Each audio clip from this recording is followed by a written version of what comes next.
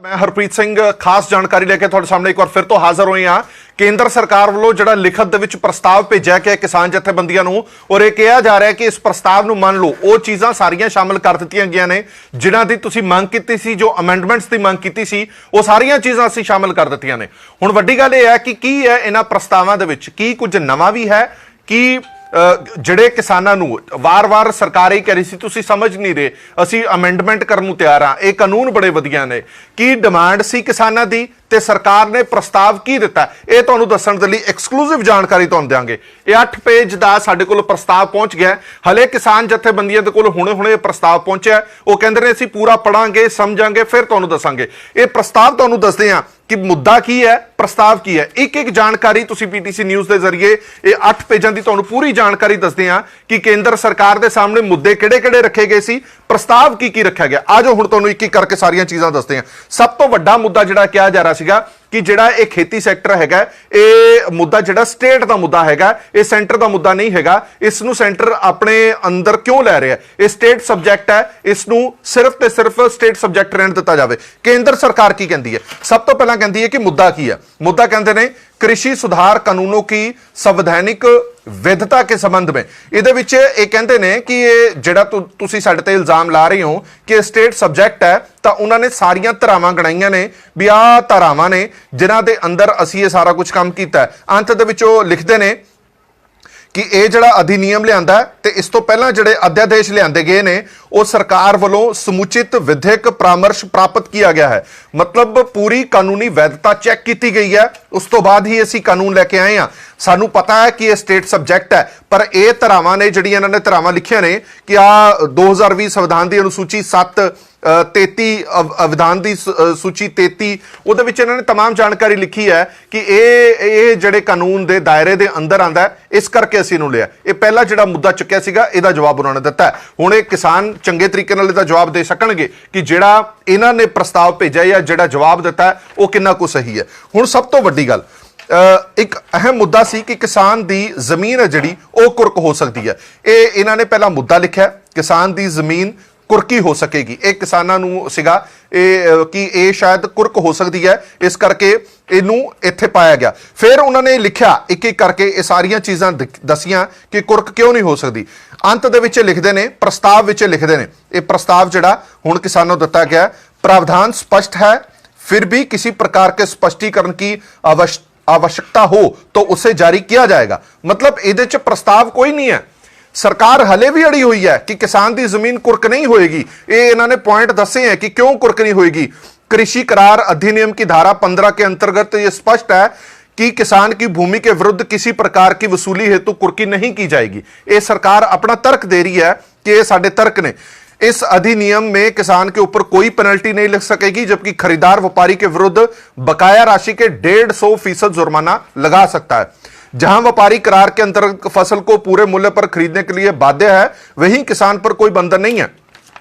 सरकार अपना तर्क एक बार फिर तो दे रही है कि ये कानून बड़े वधिया, ये कानून बहुत साफ ने। और तुसी देखो प्रस्ताव दे विच की लिखा है। प्रस्ताव च लिखते ने प्रावधान स्पष्ट है, किसी प्रकार के स्पष्टीकरण की जो लोड़ है तो जारी किया जाएगा, पर इहदे विच कोई सोध नहीं है। देखो सरकार का किड्डा वड्डा झूठ है जिहड़ी सरकार वार-वार कहती है कि असीं बदलाव करन नूं तैयार हां। ये बदलाव के नाम ते इन्होंने कहा कि ये बिल्कुल ठीक है जी, इहदे च कोई बदलाव की जरूरत नहीं है। कोई होर स्पष्टीकरण चाहिए होया तो सानूं दस्सिओ, असीं स्पष्टीकरण देंगे तुहानूं। ये सरकार ते जिहड़े प्रस्ताव आए ने दीआं धज्जियां किवें उड़ाउने अज असीं ये तुहानूं दिखाने आ। एक होर वड्डी गल जिहड़ी वार-वार ये कहा जा रहा सीगा, मुद्दा देखो पहलां की है। मुद्दा कहंदे ने कि वड्डे उद्योगपति किसानां दी जमीन ते कब्जा कर लैणगे, किसान भूमि तो वंचित हो जाणगे। ये एक मुद्दा सीगा जिहड़ा वड्डा मुद्दा जिहड़ा चक्किया सीगा किसान भरावां ने। हुण ये की कहंदी है सरकार? की कहंदी है सरकार ने? पहलां तां अपना सारा तर्क दिता कि इदां हो ही नहीं सकदा जी, ये नहीं हो सकदा, वो नहीं हो सकदा। फिर की कहंदे ने अंत दे विच इस च भी कोई प्रस्ताव नहीं है। प्रस्ताव लिखा जरूर पिया पर प्रस्ताव कुछ नहीं है। उहदे च अपना जस्टिफिकेशन दिंदे ने। इस कानून का जस्टिफिकेशन की दिंदे ने?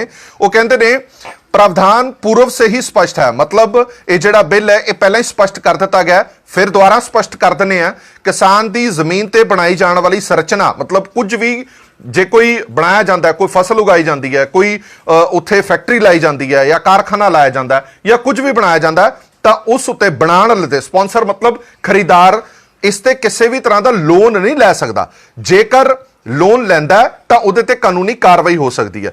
ਮਤਲਬ ਕਿਸਾਨ ਨੂੰ ਭੂਮੀ ਤੇ ਵੰਚਿਤ ਹੋ ਜਾਏਗਾ, ਉਹਦਾ ਹਵਾਲਾ ਇਹਨਾਂ ਨੇ ਦਿੱਤਾ ਹੈ ਕਿ ਇਸ ਕਾਨੂੰਨ ਦੇ ਵਿੱਚ ਅਸੀਂ ਇਹ ਸਪਸ਼ਟ ਕਰਦੇ ਹਾਂ ਕਿ ਜਿਹੜਾ ਵੀ ਖਰੀਦਾਰ ਹੋਏਗਾ ਉਹ ਕਿਸਾਨ ਦੀ ਜ਼ਮੀਨ ਤੇ ਕੋਈ ਵੀ ਸੰਰਚਨਾ ਦੇ ਬਦਲੇ ਲੋਨ ਨਹੀਂ ਲੈ ਸਕਦਾ। ਯਾਨੀ ਕਿ ਮਲਕੀਅਤ ਹੈ ਜਿਹੜੀ ਉਹ ਕਿਸਾਨ ਦੀ ਰਹੇਗੀ, ਮਲਕੀਅਤ ਖਰੀਦਾਰ ਦੀ ਨਹੀਂ ਹੋਏਗੀ। ਇਸ 'ਚ ਵੀ ਕੋਈ ਪ੍ਰਸਤਾਵ ਨਹੀਂ ਹੈ, ਕੋਈ ਫੇਰ ਬਦਲ ਦੀ ਗੱਲ ਨਹੀਂ ਹੈ। ਇਹਦੇ 'ਚ ਵੀ ਸਿਰਫ ਇਹ ਕਿਹਾ ਗਿਆ ਕਿ ਇਹ ਅਸੀਂ ਸਪਸ਼ਟ ਕਰ ਦਿੱਤਾ, ਦੁਬਾਰਾ ਫਿਰ ਅਸੀਂ ਕਰ ਦਿੰਦੇ ਹਾਂ। ਇਹ ਹਾਲ ਹੈ, ਇਹ ਪ੍ਰਸਤਾਵ ਹੈ। ਇਹਨੂੰ ਪ੍ਰਸਤਾਵ ਕਹੋਗੇ ਤੁਸੀਂ, ਇਹ ਪ੍ਰਸਤਾਵ ਨਹੀਂ ਹੈ, ਇਹ ਦੁਬਾਰਾ ਫਿਰ ਸਪਸ਼ਟੀਕਰਨ ਹੈ। ਪਹਿਲਾਂ ਜ਼ਬਾਨੀ ਸਪਸ਼ਟੀਕਰਨ ਦਿੰਦੇ ਰਹੇ, ਹੁਣ ਲਿਖਤੀ ਸਪਸ਼ਟੀਕਰਨ ਹੈ। ਹੁਣ ਪ੍ਰਸਤਾਵਾਂ ਦੀ ਵੀ ਗੱਲ ਕਰ ਲੈਂਦੇ, ਕੁਝ ਪ੍ਰਸਤਾਵ ਵੀ ਇਹਦੇ ਵਿੱਚ ਹੈਗੇ ਨੇ। ਹੁਣ ਉਹ ਕਹਿੰਦੇ ਨੇ ਕਿ ਮੁੱਦਾ ਇੱਕ ਵੱਡਾ ਸੀਗਾ, ਵਪਾਰੀ ਦੇ ਪੰਜੀਕਰਨ ਰਜਿਸਟ੍ਰੇਸ਼ਨ ਦੀ ਵਿਵਸਥਾ ਨਾ ਕਰਕੇ ਸਿਰਫ ਪੈਨ ਕਾਰਡ ਦੇ ਆਧਾਰ ਤੇ ਕਿਸਾਨ ਫਸਲ ਦੀ ਖਰੀਦ ਵਿਵਸਥਾ, ਜਿਸ ਨਾਲ ਧੋਖਾ ਹੋਣ ਦੀ ਆਸ਼ੰਕਾ ਹੈ। ਮੁੱਦਾ ਕਿਸਾਨਾਂ ਨੇ ਇਹ ਚੁੱਕਿਆ ਸੀਗਾ ਕਿ ਤੁਸੀਂ ਕਹਿੰਦੇ ਹੋ ਕਿ ਵਪਾਰੀ ਨੂੰ ਰਜਿਸਟਰ ਕਰਨ ਦੀ ਜ਼ਰੂਰਤ ਨਹੀਂ ਹੈ, ਪੈਨ ਕਾਰਡ ਦੇ ਆਧਾਰ ਤੇ ਉਹ ਕਿਸੇ ਵੀ ਜ਼ਮੀਂਦਾਰ ਤੋਂ ਫਸਲ ਖਰੀਦ ਸਕਦਾ ਹੈ, ਜਿਸ ਦੇ ਨਾਲ ਧੋਖਾ ਹੋ ਸਕਦਾ ਹੈ।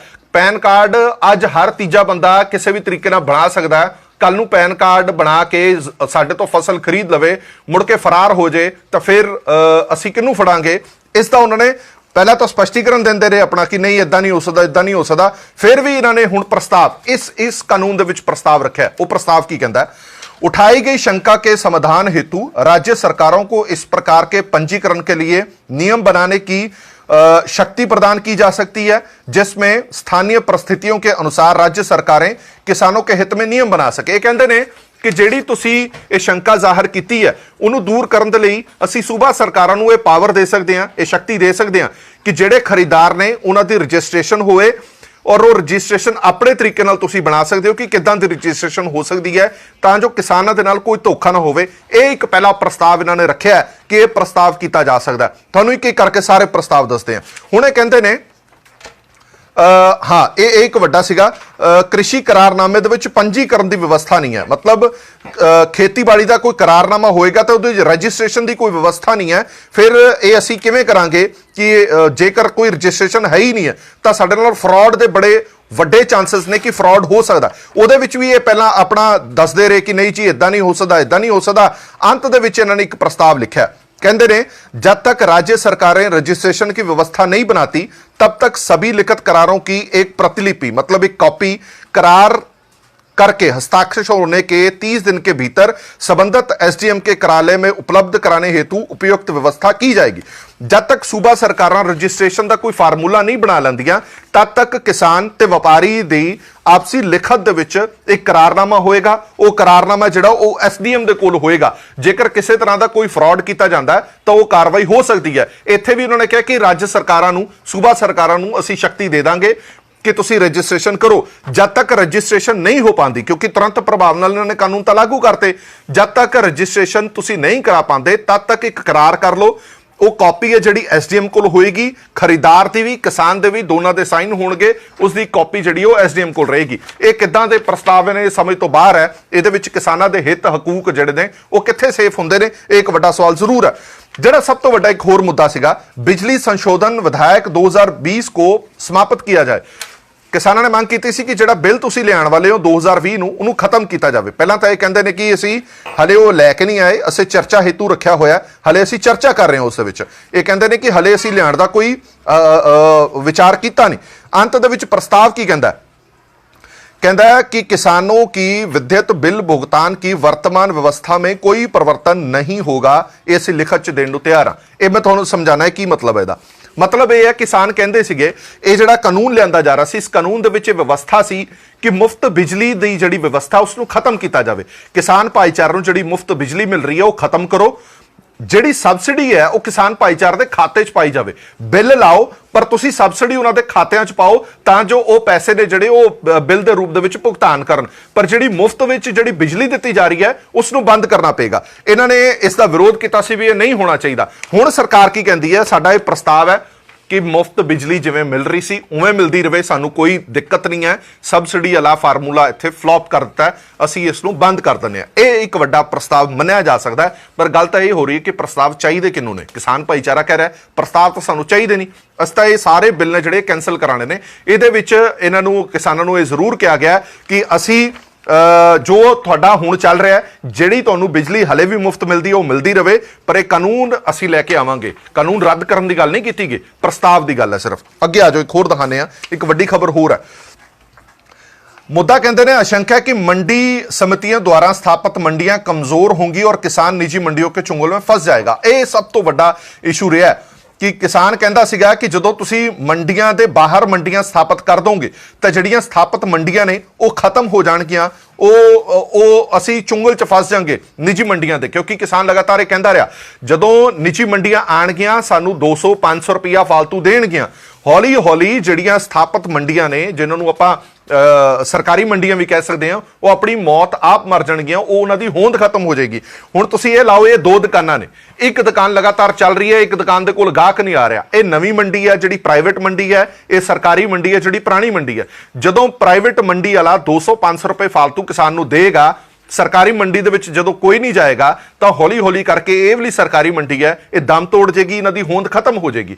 ये खदशा जिहड़ा ये किसानां ने प्रगटाया सीगा ते असी ये बाद दे विच प्राइवेट ले कहणगे कि असी जिस रेट दे विच खरीदना चाहते उस रेट च तुहानूं वेचना पेगा, तुसी इस चुंगल दे विचों बाहर नहीं निकल सकते। ये किसान भाईचारे ने जिहड़ा एक खदशा जताया सीगा। इहदा हल की दसदे ने, हल भी तुहानूं दस दिंदे ने। ये प्रस्ताव है इन्हां दा, ये कहंदे ने कि अधिनियम को संशोधित करके यह प्रावधान किया जा सकता है कि सूबा सरकारें, राज्य सरकारें निजी मंडियों को रजिस्ट्रेशन की व्यवस्था लागू कर सकें। साथ में ही ऐसी मंडियों को राज्य सरकार एपीएमसी मंडियों में लागू सेस शुल्क की दर सेस शुल्क निर्धारित कर सकेंगी। ये तुहानूं दसदे की कहंदे ने, ये कहंदे ने कि असी ਇਹਦੇ ਵਿੱਚ ਸੰਸ਼ੋਧਨ ਕਰ ਦਿੰਦੇ ਆ ਕਿ ਸੂਬਾ ਸਰਕਾਰਾਂ ਜਿਹੜੀਆਂ ਪ੍ਰਾਈਵੇਟ ਮੰਡੀਆਂ ਆਣਗੀਆਂ ਉਹਨਾਂ ਦੀ ਰਜਿਸਟ੍ਰੇਸ਼ਨ ਕਰਨ ਤੋਂ ਬਾਅਦ ਉਹਨਾਂ ਤੇ ਫੀਸ ਵੀ ਲਗਾ ਸਕਦੀਆਂ, ਉਹਨਾਂ ਤੇ ਟੈਕਸ ਵੀ ਲਾ ਸਕਦੀਆਂ, ਉਹਨਾਂ ਤੇ ਸੈਸ ਵੀ ਲਾ ਸਕਦੀਆਂ। ਜੋ ਮੰਡੀ ਫੀਸ ਹੁਣ ਸਰਕਾਰੀ ਫੀਸ ਦਿੱਤੀ ਜਾਂਦੀ ਹੈ, ਪ੍ਰਾਈਵੇਟ ਮੰਡੀਆਂ ਨੂੰ ਇਹਦੇ ਤੋਂ ਛੋਟ ਰੱਖੀ ਗਈ ਸੀ ਕਿ ਇਹਨਾਂ ਤੇ ਕੋਈ ਫੀਸ ਨਹੀਂ ਲਾਈ ਜਾਏਗੀ। ਪਰ ਹੁਣ ਇਹ ਕਹਿੰਦੇ ਨੇ ਕਿ ਅਸੀਂ ਇਹ ਕਰ ਸਕਦੇ ਹਾਂ ਕਿ ਜਿਹੜੀਆਂ ਪ੍ਰਾਈਵੇਟ ਮੰਡੀਆਂ ਆਣਗੀਆਂ ਉਹ ਸੂਬਾ ਸਰਕਾਰ ਹੀ ਰਜਿਸਟਰ ਕਰੇਗੀ ਔਰ ਸੂਬਾ ਸਰਕਾਰ ਚਾਹੇ ਤਾਂ ਉਹਨਾਂ ਪ੍ਰਾਈਵੇਟ ਮੰਡੀਆਂ ਦੇ ਉੱਤੇ ਟੈਕਸ ਲਗਾ ਸਕਦੀ ਹੈ, ਸੈਸ ਲਾ ਸਕਦੀ ਹੈ, ਤਾਂ ਜੋ बैलेंस बनया रहे। ਉਹੀ ਮੰਡੀ ਫੀਸ ਜਿਹੜੀ ਸਰਕਾਰੀ ਮੰਡੀਆਂ ਦੇ ਵਿੱਚ ਹੈ, ਉਹੀ ਮੰਡੀ ਫੀਸ ਜਿਹੜੀ ਪ੍ਰਾਈਵੇਟ ਮੰਡੀ ਫੀਸ ਹੈ, ਉਹਨਾਂ ਦੋਵਾਂ ਨੂੰ ਦੇਣੀ ਪਏਗੀ ਤਾਂ ਜੋ ਦੋਵੇਂ ਮੰਡੀਆਂ ਨੇ ਜਿਹੜੀਆਂ ਉਹ ਚੱਲਦੀਆਂ ਰਹਿਣ। ਇਹ ਪ੍ਰਸਤਾਵ ਕਹਿੰਦੇ ਨੇ ਕਿ ਅਸੀਂ ਲੈ ਕੇ ਆਏ ਹਾਂ, ਇਹ ਪ੍ਰਸਤਾਵ ਦਿੱਤਾ ਜਾ ਸਕਦਾ। ਇੱਕ ਹੋਰ ਆਖਰੀ ਜਿਹੜਾ पेज हैगा, आखिरी मुद्दा की है, मुद्दा यह है किसान को अपनी उपज समर्थन मूल्य पर सरकारी एजेंसी के माध्यम से बेचने का विकल्प समाप्त हो जाएगा। समस्त कृषि उपज का व्यापार निजी हाथों में चला जाएगा। एक बड़ा पॉइंट सीगा, किसान कहता है कि MSP मिनिमम सपोर्ट प्राइस है जिहड़ा वो खत्म हो जाएगा। जदों तुसीं सरकारी एजेंसियां नूं ਵੇਚਣਾ ਹੀ ਨਹੀਂ ਕੁਝ ਤਾਂ ਮਿਨੀਮਮ ਸਪੋਰਟ ਪ੍ਰਾਈਸ ਉਹਦਾ ਖਤਮ ਹੋ ਜਾਏਗਾ। ਪ੍ਰਾਈਵੇਟ ਮੰਡੀਆਂ MSP ਕਦੇ ਦੇ ਹੀ ਨਹੀਂ ਸਕਦੀਆਂ। ਇਹ ਇੱਕ ਵੱਡਾ ਸਵਾਲ ਸੀਗਾ ਜਿਹੜਾ ਚੁੱਕਿਆ ਗਿਆ ਸੀਗਾ ਔਰ ਇਸ ਤੇ ਖਦਸ਼ਾ ਜ਼ਾਹਰ ਕੀਤਾ। ਪਹਿਲਾਂ ਤਾਂ ਇਹਨਾਂ ਨੇ ਆਪਣੇ ਤਰਕ ਦਿੱਤੇ, ਹਰੇਕ ਮੁੱਦੇ ਦੇ ਥੱਲੇ ਪਹਿਲਾਂ ਇਹ ਆਪਣਾ ਤਰਕ ਦਿੰਦੇ ਨੇ, ਉਸ ਤਰਕ ਤੋਂ ਬਾਅਦ ਪ੍ਰਸਤਾਵ ਕਹਿੰਦੇ ਨੇ, ਫਿਰ ਕੀ ਕਹਿੰਦੇ ਨੇ। ਇਹ ਸਭ ਤੋਂ ਵੱਡਾ ਬਿਆਨ ਹੁਣ ਤੱਕ ਦਾ ਕਹਿ ਸਕਦੇ ਹੋ, ਸਭ ਤੋਂ ਵੱਡਾ ਪ੍ਰਸਤਾਵ ਕਹਿ ਸਕਦੇ ਹੋ ਕਿ ਇਹ ਹੁਣ ਤੱਕ ਦਾ ਸਭ ਤੋਂ ਵੱਡਾ ਪ੍ਰਸਤਾਵ। ਇੱਕੋ ਹੀ ਗੱਲ ਸਿਰਫ ਨਜ਼ਰ ਆਈ ਹੈ ਇਸ ਪੂਰੇ 8 पेजां ਦੇ ਪ੍ਰਸਤਾਵ ਦੇ ਵਿੱਚੋਂ, ਜਿਹਦੇ ਵਿੱਚ ਸਰਕਾਰ ਕਹਿੰਦੀ ਹੈ केंद्र सरकार MSP की वर्तमान खरीद व्यवस्था के संबंध में लिखित आश्वासन देगी। MSP जो हाले भी जारी है, असी तुहानू लिखित देण नू तैयार हाँ कि MSP चलती रहेगी, MSP खत्म नहीं होएगी, MSP इदां ही चलती रहेगी। ये सरकार कहती है कि जिहड़ा डर, जिहड़ी चिंता किसानों नू सता रही है कि शायद MSP खत्म ना हो जाए, तो असी लिखित च देण नू तैयार हाँ। मैं थोड़ा जिहा कैमरामैन नू कहांगा नेड़े आके एक बार फिर तो दिखावे। ये पॉइंट बड़ा वड्डा हैगा। ये मुद्दा यह सीगा कि किसानों को अपनी उपज का समर्थन मूल्य सरकारी एजेंसी के माध्यम से बेचने का विकल्प समाप्त हो जाएगा। समस्त कृषि उपज का व्यापार निजी हाथों में चला जाएगा। ये कहते हैं कि किसानों को ये डर है, किसानों को ये चिंता है कि सरकारी एजेंसियां के माध्यम नाल जदों असीं फसल नहीं बेचांगे तो MSP सानू मिलना नहीं, सरकारी खरीद होनी नहीं। हुण थल्ले की कहती है केंद्र सरकार, ये लाइन दिखाओ जी जरा।